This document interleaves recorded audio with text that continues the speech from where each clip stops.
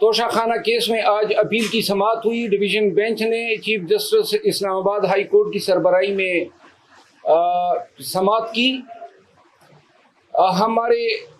हमने और खान साहब की जो तोशाखाना में लीगल टीम है, जिसमें ख्वाजा आरिफ साहब हैं और आज अपील में सरदार लतीफ़ कोसा साहब भी तशरीफ़ लाए थे, बाबर अवान साहब भी थे, गुजारिशात की और अदालत से इल्तिजा की कि खान साहब की जो सेंटेंस हैं वो 426 ज़ब्त फौजदारी के तहत सस्पेंड की जाए।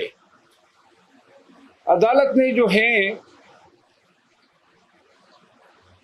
बावजूद अपना ये कार्रवाई जो है उसमें नोटिस जारी करना ज़रूरी समझा और गालिबन जहाँ तक मुझे याद है 4 दिन के बाद उन्होंने कहा कि ये केस दोबारा सुना जाएगा।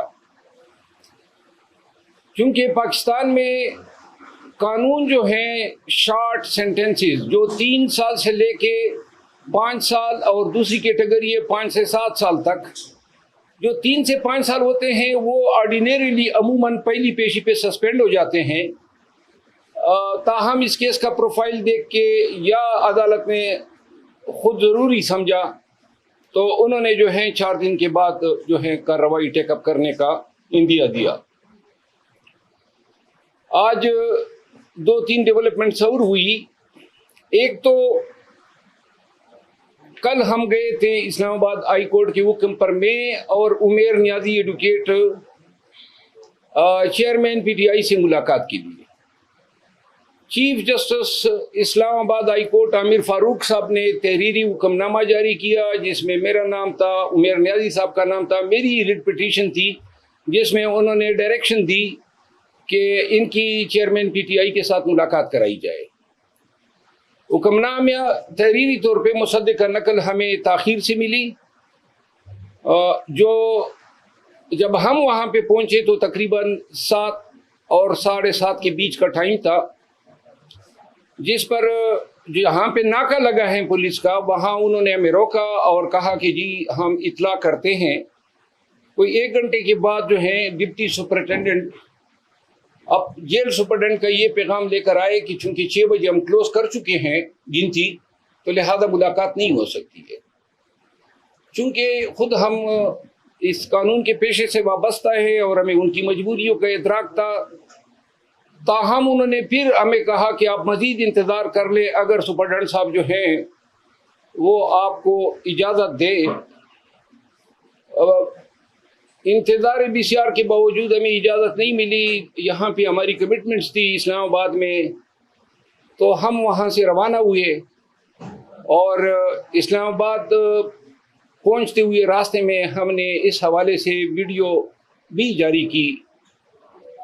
आज सुबह चीफ जस्टिस साहब को मैंने इन्फॉर्म किया कि गरचे आपका हुक्मनामा चूँकि हमें ताख़ीर से मिला था, तो जेल हुकाम ने ये बहाना बना के हमें मुलाकात नहीं दी। जिसके बाद जो है आज चीफ जस्टिस साहब ने चेयरमैन पीटीआई की वो पिटीशन जिसमें उन्होंने A-B क्लास का मुतालबा किया है और अडियाला जेल मुंतकिली की इस्तदा है, अपने मुआलिज वकला खातून खाना अपने बहनों के साथ जो रसाई या मुलाकात की जो इजाज़त है उस मुकदमे की समाअत की। और अभी तक तहरीरी हुक्म हमारे सामने नहीं आया है, लेकिन शायद जो है अदालत ने कानून के मुताबिक हमें इजाज़त दी है। जिसके बाद मैं शहरियार अफरीदी साहब के केस में पिंडी हाई कोर्ट गया, लाहौर हाई कोर्ट पिंडी बेंच। वहाँ मैं उस अदालत में बैठा था कि इस दौरान मुझे व्हाट्सएप आई और ये एक FIR मुझे मौसूल हुई जो कि अटक पुलिस ने दर्ज की है डिप्टी सुपरिटेंडेंट जेल के इमा पे कि जी वहाँ जब हम गए तो वहाँ हमने आतापाइयाँ की, कपड़े पाड़े। बहरहाल ये ऐसे ही FIR है चेयरमैन PTI के ख़िलाफ़। जिस तरह ये FIR थी, किसी से तलख गुफ्तगू तक नहीं हुई, ना हम उम्र की इस हिस्से में है कि सिपाहियों से हम आतापाइयाँ करें और हमें इदराक है इन चीज़ों का। लेकिन अफसोस इस अमर पे होता है कि जेल सुपरिटेंडेंट और DPO जिसका नाम डॉक्टर गियास गुल हैं, ये कंपनी के अलाकार बने और उनकी इमा पे इन्होंने हम पे ये FIR दर्ज की। FIR में इल्ज़ामात हैं और हम ये एक चीज़ उनको दाद देते हैं कि थोड़ी सी शराफत ये दिखा दी और जिसके ये मुस्तहक हैं कि कपड़े फाड़ने का इल्ज़ाम चलो मर्द का लगा दिया है, शुक्र है किसी रिश्तेदार खातून का इल्ज़ाम नहीं लगाया। डॉक्टर गियास गुल जो है उसने मुझसे थोड़ी देर कबल उन्होंने मुझे कॉल की, मैं टाइम बता देता हूँ, और चूंकि वो इस्लामाबाद में काफ़ी अरसा SP SSP वगैरह रहे हैं, ये 1:15 पे उन्होंने मुझे कॉल की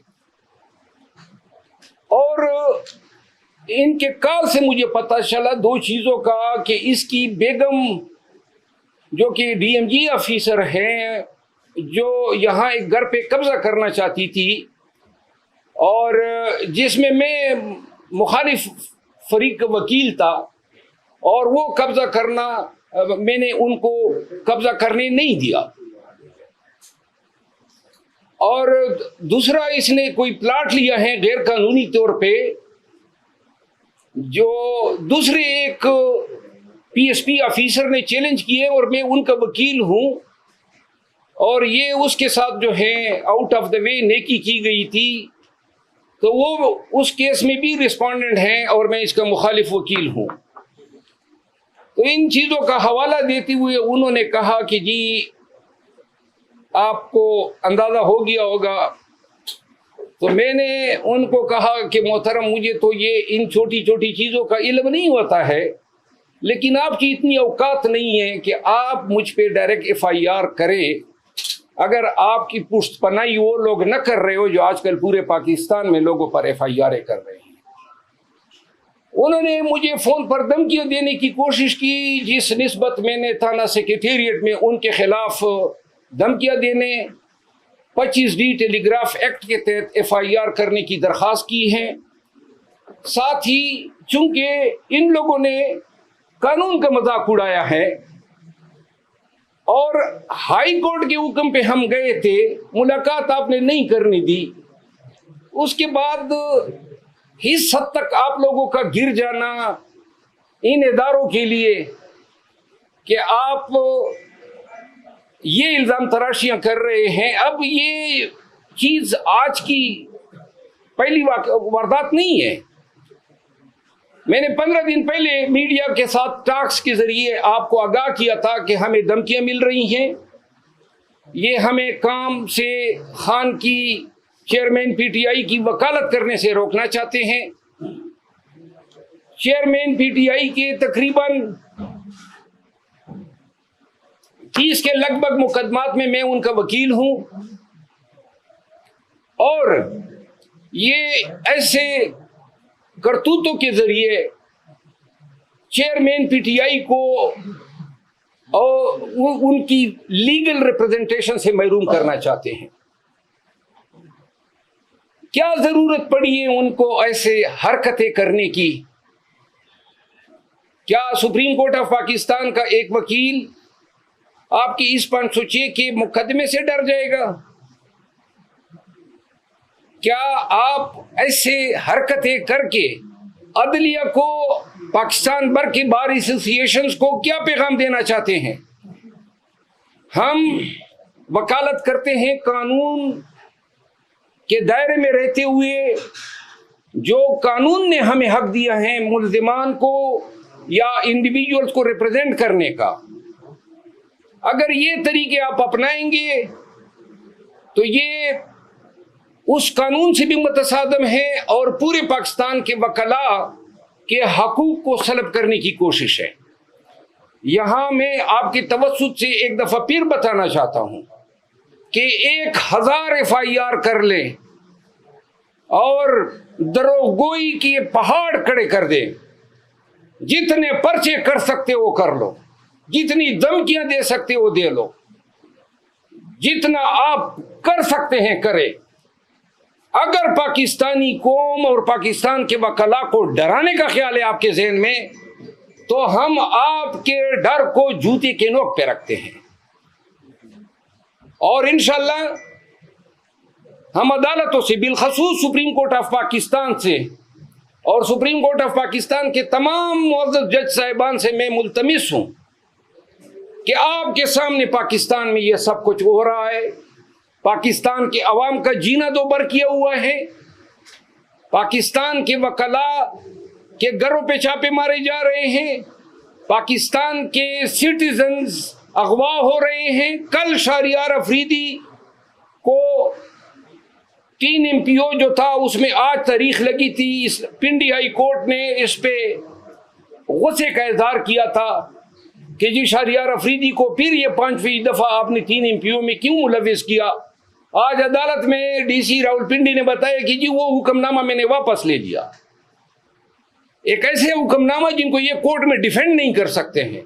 शहरियार अफरीदी के भाई को कल रात 12:50 पे, रात के 12:50 पे उन्होंने DC जेलम ने 3 MPO ख़त्म किया और उनको नामालूम अफराद के हवाले कर दिया।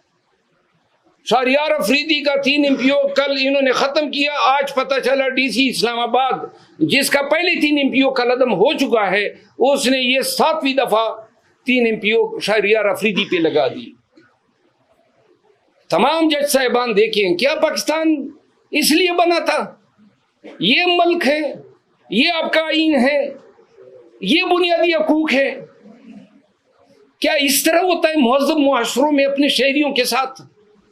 और ये लामतनाई सिलसिला कब रुकेगा? अदालतें हमें छोड़ रही हैं। अदालतों से इस्तदा है ना कि छोड़ते हुए साथ में ये भी काम करें कि आइंदा कोई इनको गिरफ्तार न करें। जिस तरह आज मैं दाद देता हूं ऑनरेबल जस्टिस अनवारुल हक बनू साहब की, उन्होंने आज हुक्मनामा किया कि पंजाब भर में कहीं पर शहरियार अफरीदी को अगर गिरफ्तार करेंगे 3 MPO में तो पहले हाई कोर्ट से इजाजत लेंगे। मैं यहाँ पे सताइश करूंगा chief justice Peshawar high court Ibrahim Khan साहब के उस फैसले के, जब मेरे साथ रंगेज खान MPA गया हुआ था, असद कैसर साहब, और इन्होंने कोर्ट के प्रेमिसेस से अगवा किया, तो उन्होंने कहा कि मैं मुलाजिमत से इस्तीफा दे दूंगा अगर रंगेज को पेश नहीं किया आधे घंटे के अंदर। और साथ में ये हुक्म दिया कि जब तक आपके मुकदमा फैसले नहीं होंगे कोई आपको गिरफ्तार नहीं करेगा। मैंने शहरियार अफरीदी का किस्सा सुनाया, घर घर ये कहानी है। PTI के तमाम क़यादत के साथ ऐसा हो रहा है।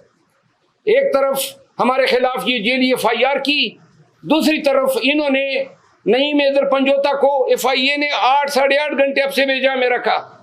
आज ख्वाजा हारिस साहब जो हैं वो जा रहे हैं, 50 साल हो गए हैं ख्वाजा हारिस साहब को वकालत करते हुए तकरीबन। आज वो जा रहे हैं कि जनाब एक ऐसी इंक्वायरी में कि जिसमें इल्ज़ाम ये था कि मुअज़्ज़ज़ जज साहब जो हैं उन्होंने अपने टाइमलाइन पे 2014 से इमरान खान के खिलाफ पोस्ट लगाई हुई हैं, वीडियोस हैं, मिमिक्री है। अब इसका इलाज तो यही था कि इसकी तहकीक होती। अगर ये झूठ थे, PTI ने इसको मिलाइन किया, गलत अपनी तरफ से पोस्टें बना दी, तो इसकी तफ्तीश करते, फेसबुक से पूछते। 90 दिन का टाइम होता है कि जनाब ये इसने लगाई थी या नहीं, क्योंकि इसने डिलीट करके अपना प्रोफाइल लॉक कर दिया है। 100% इसके टाइमलाइन पे इसके पोस्ट थे। Chief justice Islamabad high court ने अपने हुक्मनामे में इस इंक्वायरी का ऑर्डर किया है और इस हुक्मनामे की आड़ लेके FIA चेयरमैन PTI के वकला को हरासा कर रही है। आज chief justice Islamabad high court को मैंने बताया कि आपके हुक्म की आड़ लिया जा रहा है। इस पूरे अमल की मैं शदीद मजम्मत करता हूं। यानी कि एक शख्स गुनाह भी करे, गलत काम करे, और आप सिर्फ ये हक नहीं रखते हैं कि जनाब आपने अपने टाइमलाइन पे उस शख्स की तस्वीर, मिमिक्री और वीडियो लगाई है जिसके मुकदमे में आप बतौर मुंसिफ बैठे हुए हैं। ये कहाँ का कानून है कि इल्जाम दहिंदा को आप कहते हैं कि जी आपने इल्जाम क्यों लगाया? इल्जाम लगाया था, इल्जाम दुरुस्त था, एक दफा फिर लगा रहे हैं, एक दफा फिर कैमरे के सामने पूरे मुल्क को बता रहे हैं कि वो इन्होंने लगाई थी, इसी का टाइमलाइन था, और साबित कर दें कि हमारा ये इल्जाम गलत है, हम हर सजा भुगतने को तैयार हैं। लेकिन आप तहकीक की भी इजाजत नहीं दे रहे हैं, सच तक पहुंचने की परमिशन नहीं है। FIR फेसबुक से पूछ नहीं रहे हैं, उनसे क्यों नहीं पूछते हैं कि आप बताएं ना, आपने अपना अकाउंट से ये आपने डिलीट किए, आपने अकाउंट लॉक कर दिया, आपने अभी तक उनका बयान ही नहीं लिया है। और जो कह रहे हैं कि हजरत ये कर रहे हैं, आप उनके पीछे पड़ गए, इस फिस्तायत की इजाजत नहीं दी जा सकती है। आखिर में चेयरमैन PTI के जो केसेस हैं, इस हवाले से इंशाल्लाह 1-2 दिन के अंदर हम मुकम्मल एक स्ट्रेटजी बना रहे हैं। जो ही हमारी मुलाकात होती, आज मैंने ये जो जेली केस था जो बनाया है, ये गयास गुल ने लोगों की ईमा पे, उसमें मैंने प्री अरेस्ट बेल करा लिए इस्लामाबाद हाई कोर्ट से। हम चाहते हैं कि ये मुकदमा हम पे साबित करें, लेकिन अगर साबित नहीं कर सके तो जिसने FIR दी है और जिसकी मर्जी थी हुई है, वो फिर मिलिशियस प्रोसिक्यूशन के केसेस के लिए भी तैयार हो जाएं। मैं आप सबका बहुत मशकूर हूं कि आप इस गर्मी में मेरे दफ्तर तशरीफ लाएं। Thank you so much. अगर कोई सवाल हो तो मैं हाजिर हूँ। बाबा साहब, आज डबल बेंच में भी कार्रवाई थी केस के हवाले से, उस हवाले से थोड़ा बताइएगा कि वो क्यों इतना डिले कर दिया गया। देखिए, PTI के साथ और चेयरमैन PTI के साथ इंसाफ नहीं हो रहा है, और इंसाफ पूरे मुल्क में नहीं हो रहा है। इंसाफ के तमाम इदारे जो हैं, जब इंसाफ की ज़रूरत पाकिस्तानियों को पड़ी तो जनाब अली एक दूसरे की तरफ देख रहे हैं, तमाशा कर रहे हैं। कोई इसके आगे बंद बांधने वाला नहीं है। और अब पूरे पाकिस्तान के वकला को मैं पैगाम देना चाहता हूं कि या तो हमने तारीख के उस सिमत पे खड़ा होना है जहां पे वकला हमेशा से जुल्म और जबर के खिलाफ सीसा पिलाई हुई दीवार बनी है, या फिर हमने ये आने वाले अखलाफ को बताना है कि आपके असलाफ वो थे जो डर के मारे कोने खतरों में छुप गए। जी अच्छा सर, आपके ऊपर भी अभी प्रेशर बिल्डअप हो रहा है, जैसे आप मुकदमा हुआ, तो आप इस रास्ते से हटेंगे खान साहब का जो साथ दे रहे हैं, क्योंकि आपके ऊपर ज़्यादा नजरें हैं इस वक्त PTI कारकुनान की और जनाब, मैं शायद इन सब का प्रिंसिपल टारगेट हूं, और मैंने आज ट्वीट में भी कहा है कि जब तक सांस में जान में जिंदगी है, सांस है, तो खान के साथ हैं, खान के केसेस लड़ेंगे। बेशक ये सांस अगर ये लोग छीन सकते हैं, छीन लें, तो फिर शायद हमारा बस न चले।